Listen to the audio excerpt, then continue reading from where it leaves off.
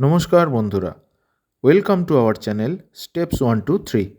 আরও একবার একটি নতুন ভিডিও নিয়ে চলে এসেছি।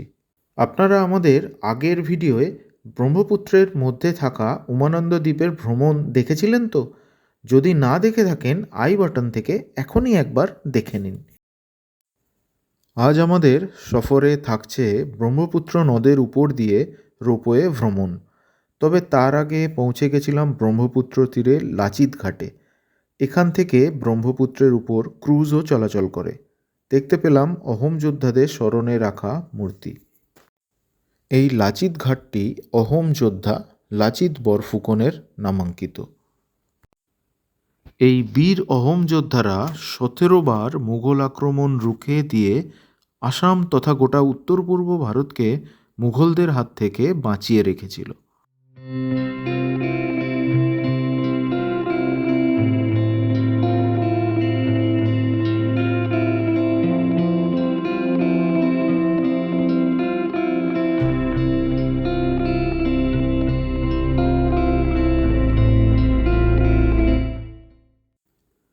এখানকার দৃশ্যাবলীও ভারী সুন্দর।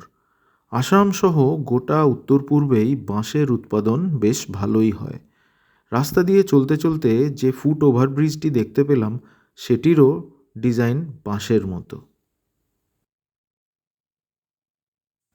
যাই হোক, আমরা পৌঁছে গেলাম জিএমডিএ বা গুয়াহাটি মেট্রোপলিটন ডেভেলপমেন্ট অথরিটির রোপওয়ে টার্মিনালে।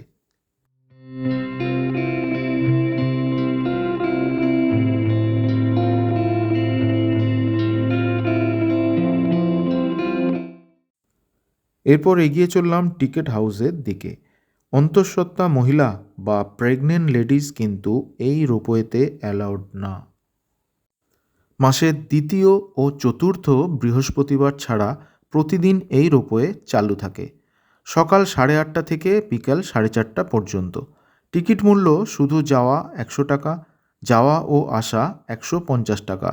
3 বছর পর্যন্ত বাচ্চাদের কোনো ভাড়া লাগে না এবং 3 থেকে 12 বছর পর্যন্ত বাচ্চাদের অর্ধেক ভাড়া লাগে।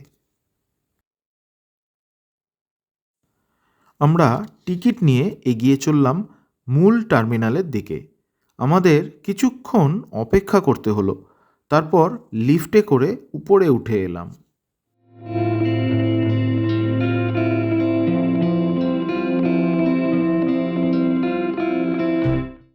তখনই চলে এলো একটি কেবল কার এবং তার আরোহীরা নেমে যেতেই আমরা চড়লাম আমাদের যাত্রা শুরুর জন্য।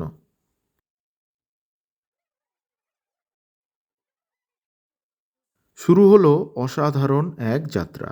উপরে নীল আকাশে সাদা মেঘের ভেলা আর নিচে ভরা ব্রহ্মপুত্রের অতল জলরাশি। এ যেন এক অপার্থিব অনুভূতি।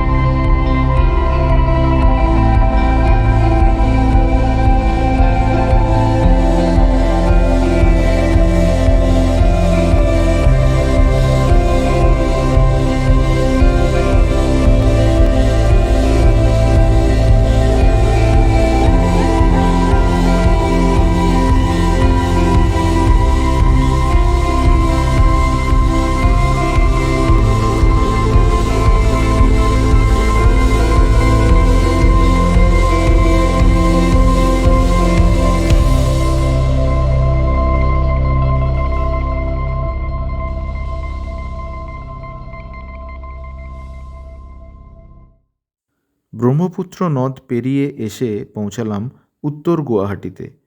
উত্তর গুয়াহাটির টার্মিনাল থেকে ব্রহ্মপুত্রের দিকে তাকালে চোখ জুড়িয়ে যায় তার অসাধারণ সৌন্দর্যে। বিপুল জলরাশির সীমানা ঘেঁষে পাহাড়ের সারি, নীল আকাশ আর দুধসাদা মেঘের সঞ্চার, আর তার মধ্যেই উত্তর থেকে দক্ষিণে ফিরে যাওয়া একটি কেবল কার।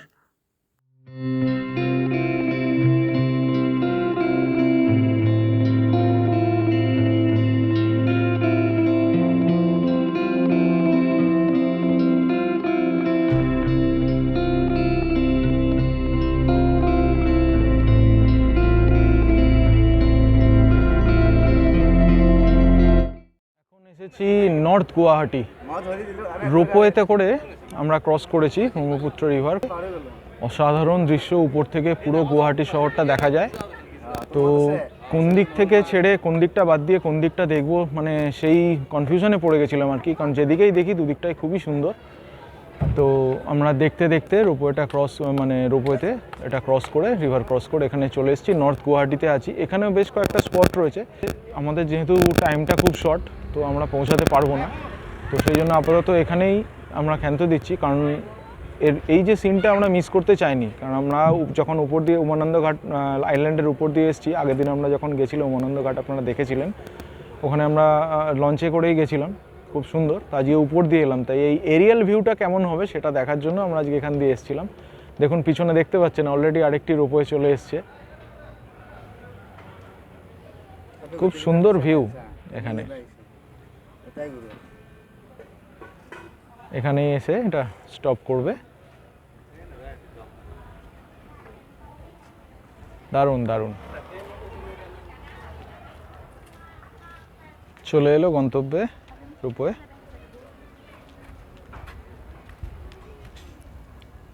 আবার পরবর্তী শহরেরা উঠে পড়বে এর উপরে, আর আবার চালু হয়ে চলে যাবে সাউথ গুয়াহাটি। এটা নর্থ গুয়াহাটি পয়েন্টে আমরা রয়েছি। উত্তর গুয়াহাটিতে আসলে দেখে নিতে পারেন শ্রী শ্রী অশ্বক্রান্ত দেবালয়, শ্রী শ্রী দোলগোবিন্দ মন্দির, আউনিআটি সত্র, রুদ্রেশ্বর দেবালয়, মণিকর্ণেশ্বর দেবালয়, দীর্ঘেশ্বরী দেবালয় ইত্যাদি। এরপর আমাদের ফিরে যাওয়ার পালা। আমরা অপেক্ষা করতে থাকলাম আমাদের ফিরতি কেবল কারের জন্য, এবং খুব তাড়াতাড়ি একটি কেবল কার চলে এলো আমাদের আবার সাউথ গুয়াহাটি ফিরিয়ে নিয়ে যাওয়ার জন্য।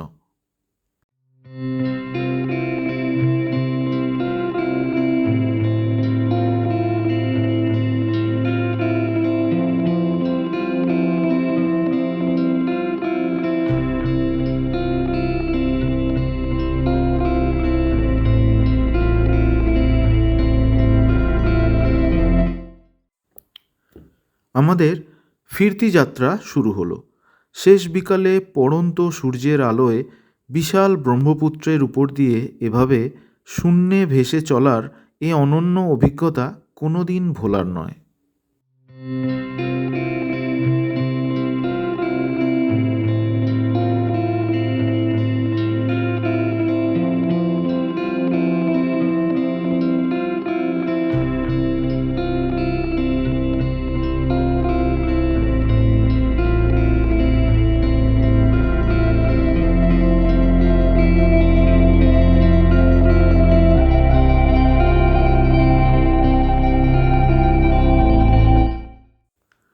দূর থেকে দেখা উমানন্দ দ্বীপ ক্রমশই কাছে এগিয়ে আসতে লাগলো। একসময় এর উপর দিয়ে আমরা চললাম, দেখতে পেলাম একটি ভেসেল তখন উমানন্দ দ্বীপে পৌঁছাচ্ছে। উমানন্দ দ্বীপের সম্পূর্ণ ভিডিও কিন্তু আমাদের চ্যানেলেই রয়েছে, মিস না করে একবার দেখে নিন।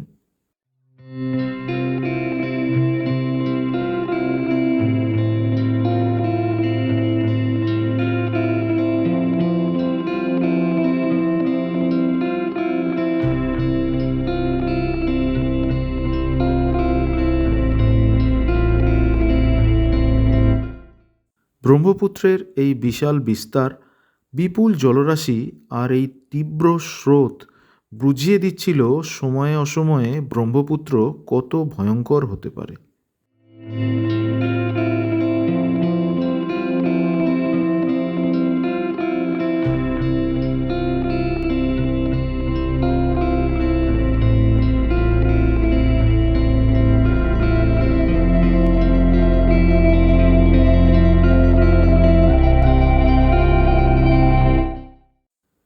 যাই হোক, আমরা এসে পৌঁছালাম সাউথ গুয়াহাটি টার্মিনালে।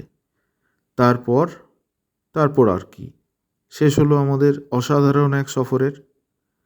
ভিডিওটা ভালো লাগলে একটা লাইক দিয়ে দিন, চ্যানেলটাও সাবস্ক্রাইব করে নিন, আর হ্যাঁ, ভিডিওটা বেশি করে শেয়ার করে দিন। ধন্যবাদ।